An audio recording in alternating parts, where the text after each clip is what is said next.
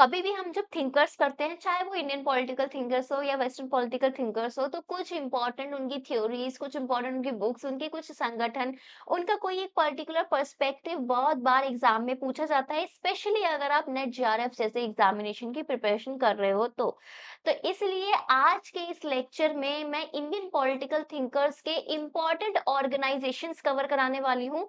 ये organisation obviously आपको पता है, जब हम इंडियन पॉलिटिकल थिंकर्स की बात करते हैं तो हम बहुत ही चीजों को कंपैरेटिव वे में देखते हैं कि यार नेशनलिज्म अगर बोला है तो यार टैगोर का नेशनलिज्म कैसे डिफरेंट है तिलक जी के नेशनलिज्म से। उन इन सब का जो नेशनलिज्म है वो स्वामी विवेकानंद जी का नेशनलिज्म, ये इस तरीके से कैसे डिफरेंट है। फर्दर जब हम बात करते हैं ह्यूमैनिज्म की, तो हम देखते हैं कि यार हमारे पास बहुत सारे वर्जन है ह्यूमैनिज्म के। जैसे न्यू ह्यूमैनिज्म है, रेडिकल ह्यूमैनिज्म है, इंटीग्रल ह्यूमैनिज्म है। तो इस ये अलग-अलग क्या मतलब रखता है, ये एग्ज़ाम में बार-बार पूछा जाता है, ठीक है? फिर अगर हम इंडियन पॉलिटिकल थिंकर्स को वैसे अगर हम पढ़ते हैं तो हमेशा हमको पता है एक बैकग्राउंड है हमारे पास फ्रीडम स्ट्रगल का प्लस सोशल रिफॉर्म मूवमेंट्स का। ये जो मोस्ट इम्पोर्टेंट इनके जो सोशल रिफॉर्म मूवमेंट्स या ऑर्गेनाइजेशन संगठन है ना, उस चीज को हम आज कवर करने वाले हैं। लेकिन ये चीज ध्यान रखिएगा कि सिर्फ हम संगठन नहीं पढ़ेंगे, संगठन से जुड़े हुए क्या उसका बैकग्राउंड है, क्या उसमें कौन-सी थ्योरी, क्या पर्सपेक्टिव है। साथ ही साथ मैं आपको ये बताऊँगी कि जो थिंकर्स हैं, उनकी क्या-क्या थ्योरीज़ और इम्पोर्टेंट है, वो थ्योरीज़ भी हम कवर करते हुए चलेंगे। और आपको पता ही होगा कि यूजीसी नेट जेआरएफ में एक्सप्लिसिटली कुछ थिंकर्स मेंशन नहीं है, सिलेबस की अगर हम बात करें तो। लेकिन बार-बार जब भी एग्ज़ाम होता है ना, तो वो थिंकर्स पूछे जाते हैं। जैसे राजा राम मोहन रॉय मेंशन नहीं है सिलेबस में, ईश्वर चंद्र विद्यासागर नहीं है mention, Annie Besant, Vinoba Bhave, Dadabhai Naoroji, ये एक्सप्लिसिटली लिखा नहीं हुआ, लेकिन बार-बार टाइम एंड अगेन एग्ज़ाम में क्वेश्चन पूछा गया है। तो वो सारी चीज़ें भी मैंने इस कंपाइलेशन में कवर कर ली है, सो दैट आपको एक वन शॉट वीडियो मिल जाए जिसमें आपके सारे संगठन, सबकी एक विचारधारा एक कंपैरेटिव वे में, जैसे हम वेस्टर्न पॉलिटिकल थिंकर्स को पढ़ते हैं ना कि सोशल कॉन्ट्रैक्ट पढ़ेंगे तो भाई हॉब्स का कैसे डिफरेंट है लॉक से, उनका कैसे डिफरेंट है रूसो से। तो एक कंपैरिजन वाले वे में हम ये संगठन के through social movement reform movement के थ्रू हम करने वाले हैं। बट फर्स्ट ऑफ ऑल इस वीडियो को लाइक कर लीजिए और स्वागत है आप सभी का मेरे channel discover study with your political science mentor Preeti Bora के साथ। इस चैनल पे भर-भर के आपको कंटेंट मिलेगा। स्पेशली अगर आप चैनल का डिस्क्रिप्शन चेक करेंगे तो फ्री लेक्चर्स हैं। सारी यूनिट्स के डिटेल्ड लेक्चर्स हैं, 1-1 घंटे के लेक्चर्स हैं, जिससे आपकी जो थ्योरीज़ है, जो आपके कांसेप्ट है, जो आपकी एनालिसिस है ना, बहुत ही क्लियर हो जाएगी। और आजकल यही डिमांड है। सिर्फ फैक्ट नहीं पूछते, सिर्फ थ्योरी नहीं पूछते, बट एप्लीकेशन पूछते हैं, जो कि आपको थ्योरी की जो अंडरस्टैंडिंग होगी उससे आएगी, जो कि मैंने अपने चैनल में फ्री में प्रोवाइड करा रखे हैं, जस्ट आपकी मदद के लिए। तो आप फटाफट से जाके प्लेलिस्ट को एक्सप्लोर कीजिए, वहाँ पे एमसीक्यू मिल जाएँगे, वहाँ पे वन लाइनर मिल जाएँगे, क्योंकि किसी को भी फैक्ट याद नहीं होते। तो मैंने ये भी कर रखा है कि आपको एमसीक्यू भी आ जाए और आपको वन लाइनर फैक्ट आ जाए कि अच्छा यार ये टॉपिक है, इससे रिलेटेड ये फैक्ट है, तो फटाफट से रिवाइज कर लेते हैं, ठीक है? ये एक आपके लिए शॉर्ट नोट्स, लॉन्ग नोट्स सब बन जाएँगे। और अगर आपको चाहिए कि मैं डिटेल में सारी चीज़ें नोट्स आपके पास प्रोवाइड हो जाए, इंग्लिश, हिंदी दोनों में, तो उसके लिए आप मेरी ऐप डिस्कवर स्टडी डाउनलोड कीजिए, वहाँ पे ऑल यूनिट नोट्स जाके फटाफट तुरंत खरीद लीजिए। तो चलिए स्टार्ट करते हैं। और कोई भी दुःख, दर्द, पीड़ा हो तो उसके लिए कमेंट सेक्शन का यूज़ कीजिए, या फिर मेरे टेलीग्राम चैनल में जो एसोसिएटेड ग्रुप है उसके थ्रू मुझे रीच आउट कीजिए, बिकॉज़ मेरा मोटिव तो आपकी एजुकेशन में हेल्प करना ही है। अब देखते हैं आप इससे कितना फ़ायदा उठा रहे हैं। तो चलिए, हमारा पहले थिंकर हैं राजा राम मोहन रॉय। राजा राम मोहन रॉय बहुत ही इम्पोर्टेंट है, बिकॉज़ इन्होंने अबॉलिशन ऑफ सती किया था, ये तो मैंने यहाँ पे लिखा है, बट कौन से ईयर में किया था?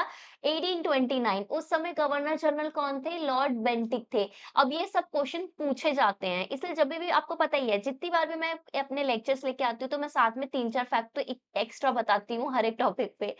ठीक है, इनका मेन से ये था कि देखो मॉडर्न एजुकेशन होनी चाहिए, और मॉडर्न एजुकेशन का मतलब ये भी है कि वुमेन की एजुकेशन होनी चाहिए, वुमेन को भी इक्वल राइट्स मिलने चाहिए। कहीं न कहीं जो इनका जो थ्योरी है, इनका जो पर्सपेक्टिव है, वो कहीं न कहीं रैशनलिज़्म से एसोसिएटेड है। रैशनलिज़्म का मतलब होता है तर्कसंगतता, यानी कि जो भी हम चीज़ कर रहे हैं, उसके पीछे कोई ना कोई रीज़निंग होनी चाहिए, लॉजिक होना चाहिए। ऐसे नहीं कि कुछ भी मिथ्या है, जैसे सती है, सती का कोई लॉजिक है? नहीं। इसलिए उसको खत्म करने करने की बात करी गई। वुमेन को नहीं इक्वली पढ़ना, इक्वल राइट्स नहीं मिलना, इसके पीछे कोई लॉजिक है? नहीं। हमारा जो ऋग्वेदा है, उसमें भी अगर हम बात करते हैं अपनी सोसाइटी की, तो आपको पता ही होगा, वहाँ पे सभा और समिति होती थी और उसमें वुमेन भी पार्टिसिपेट किया करती थी। साथ ही साथ अगर मैं बात करूँगी लोपामुद्रा, ठीक है? इस तरीके से आपके पास बहुत सारी वुमेन थी जिन्होंने ऋग्वेदा के हाइम्स में कंपोज़िशन में आपका कंट्रीब्यूशन है। तो इन्होंने बोला कि अगर हम अपना पुराण भी देखते हैं, अपने अगर हम वेद भी देखते हैं, वहाँ पे भी वुमेन का कंट्रीब्यूशन है। तो ये जो मिथ है, ये सुपरस्टिशन है, ये जो इक्वल राइट नहीं मिल रखा, ये सोसाइटी ने जनरेट किया है। तो इसके पीछे कोई रैशनलिज़्म, कोई रीज़निंग नहीं है, इसलिए अबॉलिशन ऑफ सती तो डेफिनिटली सबसे पहली बात इन्होंने बात करी, ठीक है ना? ये ध्यान रखना और इनके द्वारा बनाया गया संगठन है ब्रह्मो समाज 1828 में और 1828 के जस्ट अगले साल जैसे ही इन्होंने संगठन बनाया अबॉलिशन ऑफ सती हो जाता है। नेक्स्ट हमारे पास है ईश्वर चंद्र विद्यासागर। ईश्वर चंद्र विद्यासागर का बहुत बड़ा कंट्रीब्यूशन आपका रहेगा आफ्टर राजा राम मोहन रॉय की वुमेन का रीमैरिज कि चलो ठीक है सती अबॉलिश हो गई। अब अगर उस समय क्या होता था, उस समय वुमेन की जो बच्चियां होती थी उनकी बहुत यंग एज में शादी करा देते थे। क्यों? क्योंकि एजुकेशन तो होती नहीं थी। तो सबसे पहले इन्होंने बोला कि वुमेन एजुकेशन हमारे पास होनी चाहिए। अब वुमेन एजुकेशन है तो वो खुद अपना अपने पैरों पे खड़ी है, खुद फाइनेंशियली इंडिपेंडेंट है, तो वो अपना गुज़ारा कर सकती हैं। पहले क्या होता था कि द 12 साल, 14 साल में शादी करा दी और शादी भी करा रहे हैं तो बहुत एजेड लोगों के साथ भी करा देते थे। तो वो जो एजेड लोग थे बहुत जल्दी मर जाते थे, तो ये बहुत यंग में सती हो जाती थी। अब चलो सती अबॉलिश हो गई, चलिए अब ये जब ये जो बहुत यंग एज में अगर ये विडो हो जाती हैं, विधवा हो जाती हैं, तो फिर क्या होगा? तो फिर उनका एजुकेशन, फिर उनका फाइनेंशियल इंटरडिपेंडेंस, फिर उनकी रीमैरिज। तो इन्होंने बोला कि जो विडो हैं, उनका दोबारा विवाह कराने का इन्होंने प्रावधान रखा एंड एडवोकेटेड विडो रीमैरिज। इनके बेसिस पे विडो रीमैरिज एक्ट आता है 1956 का।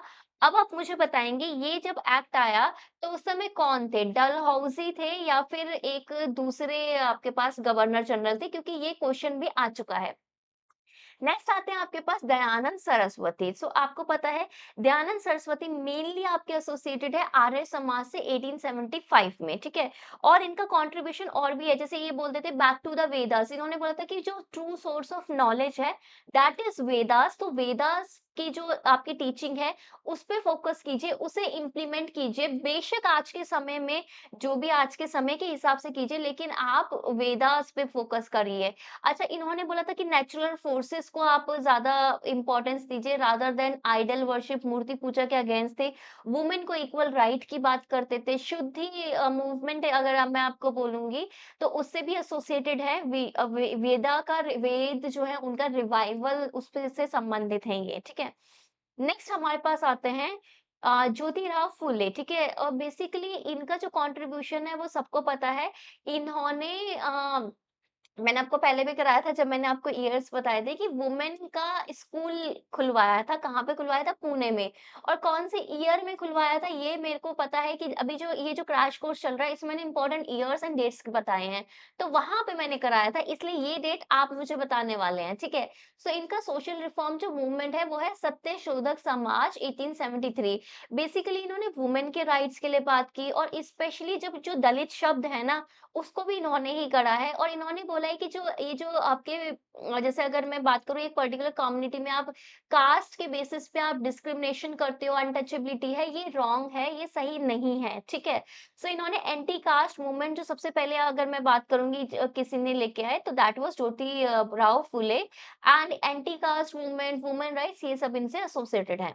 नेक्स्ट आ जाते हैं हमारे पास फिफ्थ थिंकर है स्वामी विवेकानंद जी। स्वामी विवेकानंद आप सभी को पता है कि जब हम यूथ डे बनाते हैं तो इनसे एसोसिएटेड है। कौन-सा दिन को हम यूथ डे बनाते हैं ये आप मुझे बताएँगे? सो ये बात करते थे नेशनलिज़्म की, राष्ट्रवाद की। अच्छा, इनका नेशनलिज़्म ना बाकियों से थोड़ा अलग था। इनका नेशनलिज़्म, राष्ट्रवाद सिर्फ राजनैतिक यानी कि पॉलिटिकल नहीं था। उसमें ये बोलते थे कि सिर्फ अगर तुम पॉलिटिकल सत्ता अपने पास ले रहे हो और तुम सोचते हो कि तुम फ्री हो गए, तो यू आर रॉन्ग, आप गलत हैं। क्यों? क्योंकि अपना जब हम फ्रीडम की बात करते हैं, जब हम इंटरडिपेंडेंस, स्वराज वगैरह की बात करते हैं, तो सिर्फ़ वो पॉलिटिकल नहीं होता, वो आपका सोशल सामाजिक भी होता है। आप फ्री हो, लेकिन आपके समाज में वुमेन पढ़ नहीं रही हैं, आपके कास्ट के बेसिस में अनटचेबिलिटी, छुआ-छूत हो रहा है या फिर और भी बहुत सारी चीज़ें हो रही हैं, जो कि आपके सोशली आपके जो स्टैंडर्ड्स हैं, उसको थोड़ा नीचे ही लेके आ रही है, जो कि कहीं न कहीं अगर मैं वेदास की बात करूँ, वेदांगा की बात कर वेदांगास की यानी कि वेदांगा क्या होता है? वेद प्लस अंत, ठीक है? ठीक, तो वेदांग बोलते हैं। हम अपने उपनिषद पुराण की बात करें, उसकी टीचिंग से एकदम अपोज़िट जा रहा है, तो ये सब चीज़ें सही नहीं है। तो इसलिए ये बात करते हैं स्पिरिचुअल नेशनलिज़्म की। देखो स्पिरिचुअलिटी बेसिकली ये बोलते हैं एक वे ऑफ लाइफ़ है। स्पिरिचुअलिटी का मतलब ये नहीं है कि पूजा, स्पिरिचुअलिटी का मतलब है कि अपनी अवेकनिंग, आपको एक अवेकनिंग आनी चाहिए, आपको एक रीज़निंग आना चाहिए। वेदांत, न्यू वेदांता बेसिकली इन्होंने प्रोपेगेट किया, हिंदू का रिवाइवल की इन्होंने बात की। इन्होंने बोला कि कल्चरल एक तरीके से हमारा जो आपका समाज जो हमारा कल्चरली बहुत रिच था, हमारी हेरिटेज थी, वो आनी चाहिए। यूथ का कंट्रीब्यूशन बहुत होना चाहिए क्योंकि यूथ जो है उनके कंधों पे ही हमारा नेशनलिज्म, हमारी हमारी प्रोग्रेस, हमारी डेवलपमेंट निर्भर करती है, ऐसा इन्होंने बोला। एंड इनके लेक्चर्स है, ठीक है, स्वामी विवेकानंद का एक आपको पता है शिकागो जो आपका रिलीजन जो कॉन्फ्रेंस थी, वो मुझे बताइए कौन से ईयर में थी? और एक कोलंबो से अल्मोड़ा तक के लेक्चर सीरीज भी थी। उसके बाद अगर मैं बात करूँगी कि इनके लेक्चर सुन के ही जो आपके औरोबिंदो घोष थे, उनको अवेकनिंग आई एंड 1910 के बाद 1910 से पहले वो पॉलिटिकली बहुत ज़्यादा एक्टिव थे, बट उसके बाद उन्होंने स्पिरिचुअलिटी का पाथ अपनाया एंड उन्होंने भी जो आपका नेशनलिज्म है उसका एक स्पिरिचुअल वाला वे देखा after listening to Swami Vivekananda ji. अच्छा, इन्होंने क्या स्टार्ट किया था? इन्होंने स्टार्ट किया था रामकृष्ण मिशन 1897 में, ठीक है? और ये किसके नाम पे किया था? इनके जो गुरु थे उनके नाम पे ये मिशन बेसिकली था। इन्होंने अपना मठ वगैरह भी बनाया था। नेक्स्ट आ जाते हैं आपके पास बाल गंगाधर तिलक जी। तिलक जी को जब भी आप बात करते हो तो आप बोलते हो कि यार एक्सट्रीमिस्ट हैं क्योंकि लाल बाल पाल एंड अरबिंदो घोष, ठीक है? ये चारों बेसिकली काउंट होते हैं एक्सट्रीमिस्ट में। एक्सट्रीमिस्ट और मॉडरेट्स क्या होते हैं पहले ये समझ लो। मॉडरेट्स बेसिकली जो इंडियन नेशनल कांग्रेस में 2 सेगमेंट थे। मॉडरेट्स बेसिकली वो सेगमेंट था जो कि नरम दल था। नरम दल इसलिए क्योंकि वो लीगली सारी चीज़ें करता था, रिक्वेस्ट करके, एक्ट में चेंजेस लाके, लीगली चीज़ें करके सो दैट ब्रिटिशर से कोऑपरेशन वाला माहौल भी रहे और उनके काम भी हो जाए। एंड अ, कहीं न कहीं दोनों ही ग्रुप्स की बहुत ही ज़्यादा रेलेवेंस रही है क्योंकि अगर स्टार्टिंग में ही हम रेबेल वाला चीज़ करते तो कहीं न कहीं हमें दबाना बहुत ईज़ी हो जाता। तो एक हमें एक वो चैनल मिला थ्रू मॉडरेट्स। बट देन ये समझ में आया कि ठीक है यार, ये रिक्वेस्ट, ये जो प्लीड, ये जो लीगल है, इससे हमारा मामला नहीं सुलझ रहा। हम बार-बार हमें लॉलीपॉप दिया जाता है कि हाँ, ठीक है, हम नेक्स्ट एक्ट आएगा तो आपकी माँगें मान लेंगे, बट नेक्स्ट एक्ट में होता नहीं है। तो इसलिए बाल गंगाधर तिलक जी ये सब जो है, ये जो एक्सट्रीमिस्ट है, जो बोलते थे कि यार देखो पॉलिटिकली ये जो स्वराज है, फ्रीडम है, ये कंट्री है, हमारी है ना, कल्चर भी हमारा है, तो हमारी देश मिट्टी में आके हम पे ही राज कर रहे हैं, दैट इज़ नॉट राइट। तो हमें लड़ना चाहिए उसके लिए, हमें आवाज़ उठानी चाहिए। ये प्लीड करके कुछ नहीं होने वाला। तो इनका था कि यार देखो एक मास अवेकनिंग जब तक नहीं होगी तब तक कोई आवाज़ उठाएगा नहीं। अब लोगों को इकट्ठा करने का उस समय क्या ज़रिया था? सब लोग पढ़े-लिखे तो थे नहीं, ठीक है ना? और सब लोगों के अपने-अपने काम होते थे, तो वो अपना काम छोड़ के भी नहीं आएँगे। लेकिन कहीं न कहीं इनको पता था कि जो गणेश उत्सव है, जो शिवाजी फेस्टिवल है, ऐसे जो छोटे-छोटे कल्चरल चीज़ें हैं, वो इंडिया को, वो लोगों को, मास को एक कनेक्ट करता है। तो उनको यूटिलाइज़ करके इन्होंने क्या किया, मास मोबिलाइज़ेशन एंड इनका नेशनलिज़्म कैसा था, असर्टिव कि नहीं हम असर्ट करेंगे, हम बोल के लेंगे आपसे। इनसे एसोसिएटेड आपको पता है होम रूल लीग भी है, ये जेल भी गए थे, ये भी आपको पता होना चाहिए। एंड होम रूल लीग में आपको पता होना चाहिए कि 2 सेगमेंट है 1916 में आया था, एक एनी बेसेंट वाला, एक इनका, राइट? और इसमें क्या था, होम रूल में क्या था कि अपना होम रूल चाहिए, ठीक है? हमें ब्रिटिशर राज नहीं चाहिए, हमें अपना राज चाहिए कहीं न कहीं। होम रूल लीग में भी बहुत क्वेश्चन आते हैं एंड इनका ये जो आर्कटिक होम ऑफ वेदास करके जो इनकी जो बुक है, उसमें ये बोलते हैं कि जो आर्यन्स हैं उनका ये बताते हैं ओरिजिन कहाँ से, आर्कटिक से हैं। तो ये इनकी जो बुक्स हैं वो भी बहुत इम्पोर्टेंट है। अच्छा, मुझे बताइए कि गीता रहस्य बुक किसकी है? इनकी है कि टैगोर की है, ये मुझे बताइए। और मुझे ये भी बताइए कि अ, लिटरेचर का नोबेल प्राइज़ क किसी को मिला है क्या इंडिया से कौन-सी बुक के लिए? मुझे आप बताएँगे।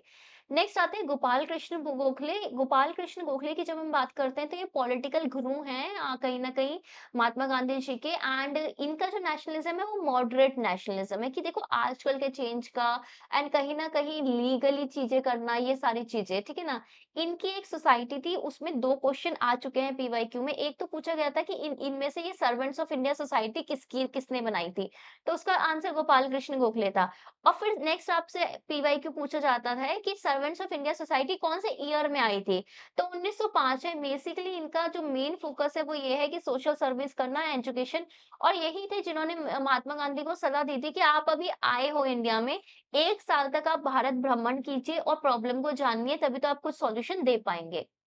नेक्स्ट हमारे पास है महात्मा गांधी जी। महात्मा गांधी जी जिनको हम फादर ऑफ द नेशन कहते हैं, राष्ट्रपिता कहते हैं, ठीक है? इस तरीके से।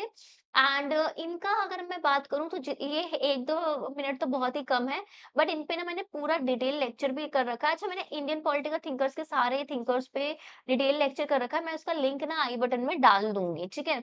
सो बेसिकली इनको एसोसिएट किया जाता है स्वराज से, आपका, हाँ, ये नॉन कोऑपरेशन मूवमेंट से, चंपारण सत्याग्रह से, ठीक है? और उसके खेड़ा सत्याग्रह से, ठीक है? अहमदाबाद मिल वर्कर स्ट्राइक से, ठीक है?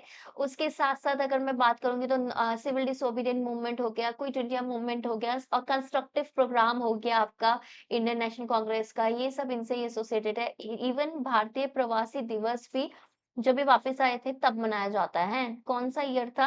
9 जैन 1915 था कि कौन-सा था, आप मुझे बताएँगे। इनके कुछ आश्रम हैं जिसकी ना क्रोनोलॉजी बार-बार पूछी जाती है। जैसे साबरमती आश्रम आपको पता है, हरिजन सेवक संघ आपको पता है 1932 में। इससे पहले टॉलस्टॉय फार्म्स, ठीक है? इस तरीके से एक और फार्म है जो कि बाहर की नाम है, ये आप मुझे बताएँगे। इनके जो आश्रम है ना उसकी क्रोनोलॉजी मुझे कमेंट में बताइए, ठीक है? ये आता है। इनकी बुक जो हिंद स्वराज है उस पे आता है। ये आता है कि हिंद स्वराज कौन से ईयर में पब्लिश हुई थी, 1909 है कि कौन-सा है, ये आप मुझे बताओ हाँ या ना, मैं सही बोल रही हूँ कि नहीं?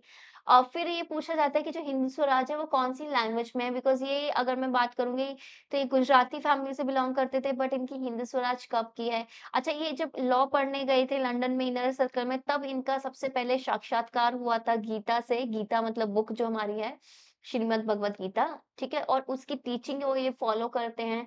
ये बोलते हैं कि मीन्स और एंड्स दोनों इम्पोर्टेंट हैं, ठीक है? किसी भी चीज़ के लिए। राउंड टेबल कॉन्फ्रेंस में ये second round table conference attend करते हैं। इनका पैक्ट, पूना पैक्ट से एसोसिएटेड है ये, गांधी इरविन पैक्ट से एसोसिएटेड है ये, ठीक है? ये ध्यान रखना, ये सब चीज़ें मैं आपको याद करा रही हूँ कि ये सारे पॉइंट्स हैं। आज अगर आपने ये लेक्चर देखा है तो आज के आज ये सब आपको रिवाइज़ करना है फटाफट से जाके। नेक्स्ट आते हैं बी आर अम्बेडकर, जिनको हम बोलते हैं कि ये जो लीगल हाँ, सिस्टम के जो फादर हैं उनको ये बोला जाता है, फादर ऑफ कॉन्स्टिट्यूशन बोला जाता है। कहीं न कहीं ये बात करते हैं, ये पहले व्यक्ति थे जिन्होंने इकोनॉमिक्स से पीएचडी करी थी बाहर से, आपको पता है। 2-2 डॉक्टरेट थी इनके पास, इनकी डॉक्टरेट का टॉपिक भी आ रखा है आपके। नेक्स्ट इनकी बुक्स आ रखी है एग्ज़ामिनेशन में। इनका एक संगठन है बहिष्कृत हितकर्मी सभा, जो कि मैंने पहले भी पूछा था, उसका ये बताना कि किसके द्वारा बनाया गया है, एंड आप में से बहुत सारे लोगों ने बताया भी, तो that was B R Ambedkar. कब आया था? 1924 में आया था, ठीक है? शेड्यूल्ड कास्ट फेडरेशन भी बोलते हैं उसको। और इन्होंने कहीं न कहीं आर्किटेक्ट, ये chairman of the drafting commission of constitution रहे हैं। दलित मूवमेंट लेड किया है, कॉन्स्टिट्यूशन को वो बनाया है, सोशल जस्टिस की बात की है, एनिहिलेशन ऑफ कास्ट के बारे में बोलते थे। जैसे गांधी जी बोलते थे ना कि कास्ट में आपका रिफॉर्म होना चाहिए, क्योंकि कास्ट को हम इंडिया से या फिर इंडिया की जो संस्कृति है उससे निकाल नहीं सकते। लेकिन बी आर अम्बेडकर कहते थे कि यार कास्ट होनी ही नहीं चाहिए, ठीक है? क्योंकि कास्ट होएगी तो अनटचेबिलिटी होगी, अनटचेबिलिटी होगी तो डिस्क्रिमिनेशन होगा। और ये बोलते थे कि एजुकेशन एकमात्र वो तरीका है, एकमात्र वो टूल है जिससे आप ये सर्कल से निकल सकते हो, ठीक है? ये बात ये बोलते थे। फर्दर जब हम बात करते हैं, जब आरबीआई बैंक बना था, ठीक है? तो हडसन कमीशन उससे पहले आई थी, तो उसके भी ये मेंबर रह चुके हैं, फर्स्ट लॉ मेंबर भी रह चुके हैं, ये ध्यान रखना कुछ फैक्ट्स। नेक्स्ट आते हैं पंडिता रामाबाई। पंडिता रामाबाई का बहुत ज़्यादा कंट्रीब्यूशन है, चाहे वो शारदा सदन में मैं बात करूँगी 1889 में, उससे पहले आर्य महिला समाज की अगर मैं बात करूँगी, अगर मैं बात करूँगी उनकी लिखी गई बुक्स की, ठीक है? उनकी एक बुक है बहुत फेमस है जो कि थोड़ी रेडिकल है, ठीक है स्त्री वाली नहीं दूसरी वाली, ठीक है? ये मुझे बताइए उसका नाम बताइए। वुमेन की फ्रीडम की बात करते हैं, ये बोलते हैं कि जो वुमेन है, बच्चे हैं, उनकी पहले तो एजुकेशन होनी चाहिए, विडोज़ हैं, उनकी एजुकेशन होनी चाहिए ताकि वो फाइनेंशियली इंडिपेंडेंट रहे, ठीक है? और उनका प्रॉपर ये बात करती है वुमेन एजुकेशन की। ये जो शारदा सदन है, ये बेसिकली बोलती थी कि ऐसा एक घर मुझे बनाना है, जहाँ पे होम ऑफ डेस्टिट्यूट हो कि जिनको सबने निकाल-विकाल दिया है, उनका एक घर हो बेसिकली। ठीक है, next high class Hindu woman, ठीक है, ये बुक है। नेक्स्ट आते हैं रवींद्रनाथ टैगोर, ये बात करते हैं कल्चरल नेशनलिज्म की। इनका नेशनलिज्म ऐसा नहीं है कि ये बोलते हैं कि देखो वेस्टर्न नेशनलिज्म और इधर आप हमारे इंडियन नेशनलिज्म में बहुत फ़र्क है। वेस्टर्न नेशनलिज्म क्या है कि बहुत लिमिटेड है, बहुत नैरो है, वो बात करते हैं पॉलिटिकल नेशनलिज्म की, पॉलिटिकल सत्ता हमारे पास आ जाए। लेकिन इन्होंने बोला कि अगर हम अपनी बात करें तो हमारा एक कल्चरल नेशनलिज्म है। कल्चरल नेशनलिज्म का मतलब सिर्फ संस्कृति नहीं है, बट हमारा जो नेशनलिज्म है वो पॉलिटिकल के साथ-साथ सोशल भी होना चाहिए, सोशल रिफॉर्म होना चाहिए और सोशल रिफॉर्म इस लाइन में होना चाहिए कि कल्चर को हम आगे बढ़ाएँ, संस्कृति को हम अपनाएँ, हम वेस्ट को कॉपी ना करें, बट साथ ही साथ एक कॉस्मोपॉलिटन वर्ल्ड भी हो, ठीक है? कॉपी नहीं करना बट कुछ वैल्यूज़ को इस तरीके से फ्यूज़ करें कि हमारा आगे अच्छा हो, ठीक है? देन शांति निकेतन इन्होंने बनाया था 1901 में और ये जो एग्रेसिव पॉलिटिकल नेशनलिज्म था उसके ये अगेंस्ट थे, ठीक है? ये ध्यान रखना। नेक्स्ट आते हैं विनोबा भावे जी। विनोबा भावे का अगर मैं बात करूँ तो इंडिविजुअल सत्याग्रह से रिलेटेड हैं ये, ठीक है? सेवा सर्व सेवा संघ बेसिकली नॉन वायलेंट की बात करते हैं, बोलते हैं कि देखो भूदान मूवमेंट इन्होंने स्टार्ट की थी कि जो लोग ऐसे अपनी ज़मीन ऐसे दान करना चाहते हैं तो उसपे फिर मतलब कुछ कंस्ट्रक्टिव प्रोग्राम करना इन सर्वोदय की ये बात करते हैं, इन एग्ज़ाम में भी आते हैं, ध्यान रखना। देन जवाहरलाल नेहरू जी की बात करें तो आपको पता है डेमोक्रेटिक सोशलिज्म बहुत बड़ा कंट्रीब्यूशन है क्योंकि फर्स्ट हमारे पीएम हैं। Before independence and after independence तो ज़्यादा इनका पूछा जाता है इन टर्म्स ऑफ कि आपके फॉरेन पॉलिसी से जैसे पंचशील हो गया, नॉन अलाइनमेंट मूवमेंट हो गया, ठीक है? उसके अलावा वॉर्स में क्या कंट्रीब्यूशन है उसकी बात हो गई, हिंदू कोड बिल की बात हो गई, ये सारा आपका आफ्टर इंडिपेंडेंस बहुत पूछा जाता है। अगर हम जेवीपी कमीशन के बारे में बोले, स्टेट रिऑर्गनाइजेशन एक्ट के बारे में बोले, ठीक है? ये सब चीज़ें पूछी जाती है या एटॉमिक प्रोग्राम स्टार्ट करना, तो ये आफ्टर इंडिपेंडेंस तो बहुत ज़्यादा पूछे जाते हैं। आपको सभी को पता होगा कि नागालैंड से रानी गेंदेलयू थी, जो बेसिकली आपका लड़ी थी फ्रीडम स्ट्रगल में, तो उनको जेल में डाल दिया था। तो आफ्टर ये जब बन जाते हैं पीएम, तो ये भी उनको निकालते हैं, उनको रानी का टाइटल भी ये देते हैं। एंड टैगोर जी आपको महात्मा गांधी जी को महात्मा का टाइटल देते हैं एंड गांधी जी बेसिकली टैगोर जी को गुरुदेव का टाइटल देते हैं, ये भी ध्यान रखना टाइटल से संबंधित भी क्वेश्चन आते हैं। इनका मैं बात करूं तो ये फेबियन सोशलिज्म को फॉलो करते थे कि एक ऐसा सोशलिज्म होना चाहिए कि देखो सोशलिज्म का मतलब ये नहीं है कि सारी चीजें गवर्नमेंट ओन करे, बट सोशलिज्म का मतलब डेफिनेटली ये है कि हर किसी को एक बेसिक इक्वालिटी मिलनी चाहिए, चाहे वो उनका बेसिक लाइवलीहुड बोलो या बेसिक उनके राइट्स बोलो, ठीक है? बेसिक उनका सर्वाइवल बोलो, बेसिक डिग्निटी बोलो, ये मिलना चाहिए।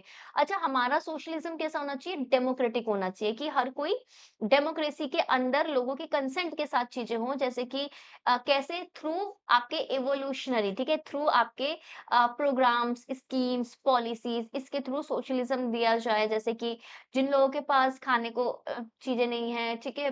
बेसिक नीड्स भी पूरी नहीं कर पा रहे, उनको वो चीज़ पॉलिसी के थ्रू अगर हम देते हैं, तो that is not socialism, that is democratic socialism, ठीक है? फेबियन सोशलिज़्म को ये फॉलो करते थे।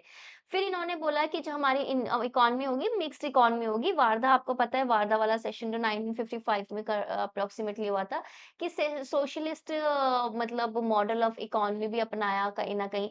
ये बात करते थे सेकुलरिज़्म की। सेकुलरिज़्म का मतलब क्या है कि जो आपका रिलिजन है ना, वो आपका प्राइवेट स्फीयर है, नॉट पब्लिक स्फीयर है। लेकिन इसका मतलब ये नहीं है कि ये तो वेस्टर्न है, ठीक है? वेस्टर्न कांसेप्ट है। लेकिन इंडियन कांसेप्ट क्या है कि यार देखो पब्लिक स्फीयर नहीं है तो, लेकिन अगर मैं हम बात करेंगे इंडिया में बहुत सारे रिलीजन है, तो सारे रिलीजन को इक्वल डिग्निटी, इक्वल रिस्पेक्ट मिलनी चाहिए, उस तरीके का इनका है। अच्छा, इनकी बुक्स बहुत फेमस हैं, मुझे बताइए इनकी ऑटोबायोग्राफी क्या है? ठीक है, जैसे आपके गांधी जी की जो माय एक्सपेरिमेंट विथ ट्रुथ उनकी ऑटोबायोग्राफी, तो इनकी कौन-सी है और इनकी और भी कुछ बुक्स हैं, वो आप मुझे बताएँगे। फिर अगर मैं बात करूँ पूर्ण स्वराज की मैं बात करती हूँ या फिर 1928 के जो आपके ऑब्जेक्टिव रेज़ोल्यूशंस जो लेके आए थे, उसको इन्होंने ये जो इनके फादर ही लेके आए थे, तो उससे डिसएग्री करते थे बिकॉज़ इनको स्टार्टिंग से ही पूर्ण स्वराज कंप्लीट इंडिपेंडेंस चाहिए था। इनको ऐसा नहीं चाहिए था कि हाँ, हमें डोमिनियन स्टेटस दे दो, नहीं, ठीक है? नेक्स्ट है M N Roy. M N Roy India में पहले या कहीं न कहीं होंगे जो कि कम्युनिस्टिज़्म को से एसोसिएट करते थे। बट कहीं न कहीं इनका कम्युनिज़्म जो लेनिन वाला कम्युनिज़्म है या जो कार्ल मार्क्स है उनसे अलग था, बिकॉज़ ये समझ चुके थे कि भाई अभी क्या है ना, अभी हमारा ऐसा नहीं है कि वर्कर्स को राइट्स नहीं मिल रहे, क्योंकि फैक्ट्रीज़ एक्ट है। उस समय ट्रेड यूनियन नहीं होती थी, अब है। उस समय 2 बुर्जुआ और प्रोलेटारिया 2 सेगमेंट में डिवाइड कर दिया गया था, बट अब मिडल क्लास भी है। अच्छा, और उसके साथ-साथ कॉलोनियलिज़्म एक अलग चीज़ चल रही है, तो इनका कम्युनिज़्म, जो इनका सोशलिज़्म है, वो कहीं न कहीं आपके कार्ल मार्क्स एंड लेनिन के, आपके लेनिन रॉय डिबेट भी आपको पता होगा, से बहुत अलग था, ठीक है? इन सब पॉइंट्स में थोड़ा सहमत नहीं करते थे। फर्दर ये बात करते थे ह्यूमैनिज़्म की, रेडिकल ह्यूमैनिज़्म की ये बात करते थे। इन्होंने पार्टी बनाई है जैसे कम्युनिस्ट पार्टी ऑफ इंडिया 1920 में, देन रेडिकल डेमोक्रेटिक पार्टी। अच्छा, बी आर अम्बेडकर से भी क्या लेबर पार्टी एसोसिएटेड है, ये मुझे बताइए। नेक्स्ट आते हैं श्री अरबिंदो। श्री अरबिंदो मैंने जैसा कि बताया था कि स्वामी विवेकानंद जी से इंस्पायर होके ये क्या करते हैं, ये स्पिरिचुअल नेशनलिज्म की तरफ चल जाते हैं। अरबिंदो आश्रम ये खोलते हैं, कहाँ पे, साउथ में कहाँ, पौंडीचेरी में खोलते हैं। ये बोलते हैं फ्रीडम कैसे होगा, जब एक इंसान की स्पिरिचुअल ग्रोथ होगी, ठीक है ना? और ये बात करते हैं कैसे होगी, इंटीग्रल योगा बेसिकली इन्होंने मेथड बताया है।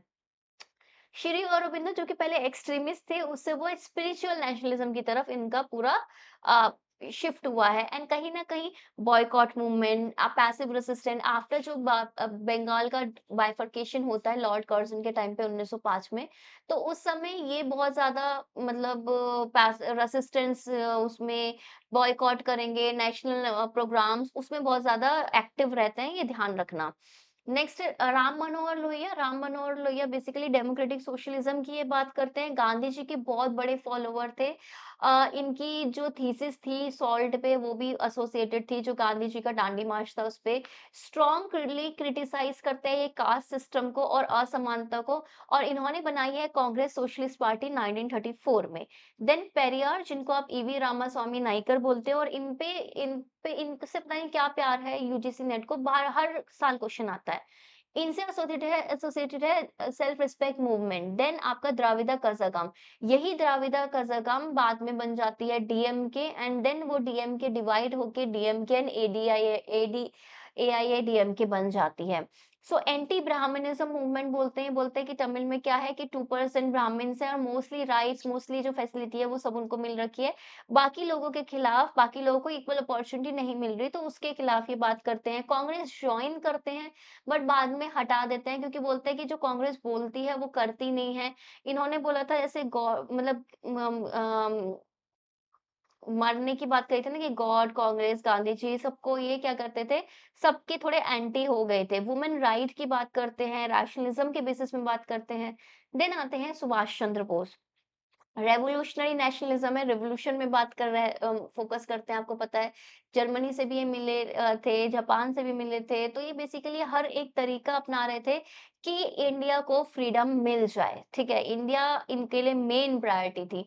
फॉरवर्ड ब्लॉक बनाते हैं 1939 में, एंड आईएनए आपका 1943 में, आफ्टर क्विट इंडिया मूवमेंट, ठीक है? इनका एक स्लोगन जो कि बहुत फेमस है, give me blood and I will give you freedom. तुम मुझे खून दो, मैं तुम्हें आज़ादी दूँगा, ठीक है? इनकी बुक बहुत फेमस है, बुक आप मुझे बताएँगे कि कौन-सी है? ठीक है, नेक्स्ट आते हैं आपके पास Annie Besant. Annie Besant basically theosophical society of India या फिर होम रूल लीग, ये इन दोनों से एसोसिएटेड है, ठीक है ना? ये स्पिरिचुअलिटी और नेशनलिज्म का मिक्सचर, और बेसिकली कहीं न कहीं इंडिया के लिए नेशनलिज्म की बात ये करती हैं।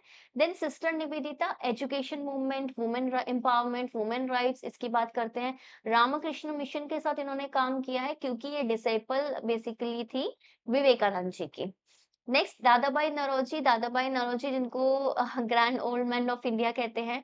इकोनॉमिक नेशनलिज्म की बात करते हैं, ये बोलते हैं कि poverty and un-British rule in India की ये बात करते हैं, बोलते हैं कि जो इंडिया है ना, इंडिया में क्या है, गरीबी है, पॉवर्टी है, और जो रूल है ना इंडिया में वो कैसे, अनब्रिटिश। अनब्रिटिश क्यों? क्योंकि ब्रिटेन में मैंने देखा, ब्रिटेन में तो भाई ऐसा है कि सबसे पहले डेमोक्रेसी भी आ गई, पार्लियामेंट भी बन गया, राइट्स भी मिल गए लोगों को, वोटिंग भी हो गई, सबसे पहले तो वो होता है ब्रिटिश रूल। लेकिन इंडिया में क्या करा है, अन ब्रिटिश, एकदम उल्टा। कॉलोनी बना दी, हमारे राइट्स छीन लिए, फ्रीडम छीन ली, हमारा कल्चर ये सब कुछ एक कहीं न कहीं कंट्रोल कर लिया। तो ये ब्रिटिश रूल नहीं है, ये अन-ब्रिटिश रूल है। साथ ही साथ हमारी इंडस्ट्री डिग्रेड हो गई, अर्बनाइज़ेशन को रूल बैक करके रूरलाइज़ेशन हो रहा है, एग्रीकल्चर भी खराब हो रहा है और ये क्या हो रहा है, सारी जो दौलत है वो आपका ट्रांसफ़र हो रही है ब्रिटेन में। क्यों? जो हम मैन्युफैक्चर थे ऑफ फिनिश्ड गुड हम अब क्या बन गए हैं, मार्केट बन गए हैं और एक्सपोर्टर ऑफ रॉ मटेरियल्स बन गया है। रॉ मटेरियल्स बाहर जा रहा है, उधर पूरा फिनिश गुड बन रहा है और इंडिया क्या फिर सर्व कर रही है एज़ अ मार्केट फिर, ठीक है ना? सो ड्रेन ऑफ वेल्थ इन्होंने थ्योरी दी थी। देन लाला लाजपत राय बेसिकली शेर-ए पंजाब इनको आप बोलोगे। असर्टिव नेशनलिज्म की बात करते हैं, Arya Samaj, servants of India society और सर्वेंट्स ऑफ पीपल सोसाइटी अलग है। Servants of India society Gopal Krishna Gokhale, लेकिन सर्वेंट्स ऑफ पीपल सोसाइटी 1921 में लाला लाजपत राय, ठीक है? एंड ये भी क्या है, एक्सट्रीमिस्ट है। एजुकेशन और स्वराज दोनों की बात करते हैं, पंजाब से एसोसिएटेड है, राइट? अब ये थे हमारी आज की कंपाइलेशन। अच्छी लगी तो प्लीज़ लाइक ज़रूर कीजिएगा, वीडियो को शेयर ज़रूर कीजिएगा। जितना ज़्यादा शेयर करोगे, जितने व्यूज़ आएँगे ना, उतनी ज़्यादा आपके पास वीडियोज़ आएँगी, ठीक है? सो अगर आप ऐसा करोगे, ऐसे आप लालची बन के ऐसे कोने में जाके शेयर नहीं करोगे, कमेंट नहीं करोगे, अच्छा आप बोलोगे शेयर नहीं करते मैम हमारे दोस्त नहीं है, तो यार लाइक और कमेंट आप कर सकते हो, तो लाइक और कमेंट हर किसी को करना है, चैनल को सब्सक्राइब करना है, नोटिफ़िकेशन ऑन करनी है। जितना ज़्यादा रिस्पॉन्स आएगा वीडियोज़ में मुझे समझ में आएगा कि यार मेरी मेहनत उतनी आपको पसंद आ रही है, मैं उतनी और मेहनत करूँगी सो दैट आपका थोड़ा और भला हो, ठीक है?